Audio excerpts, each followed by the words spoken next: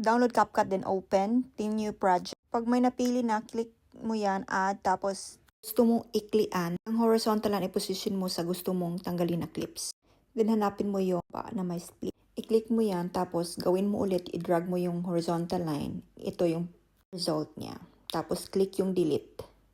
Dito tayo sa speed. Click mo yung clips or video, tapos punta ka sa speed. Tapos hanapin mo ang normal.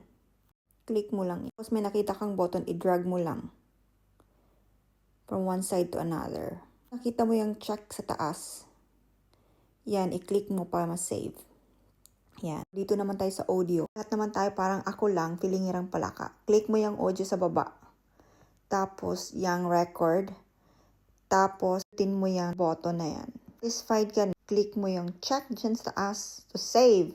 Ito yung forma niya. Ganyan. Hala, broadcaster ka na ngayon. Music naman, click mo si audio ulit. Pero ngayon si sounds yung click mo. Downloaded music ka, pwede pindutin mo plus sign. Tapos bumalik. Ganyan, so i-position mo kung saan mo siya gusto. Pwede siyang bigyan ng mga effects, ganun. Ito na naman tayo sa add photos and videos. Click mo yung plus sign, hanap ka, videos ba or photos. Yan, pag na-okay na, add mo lang.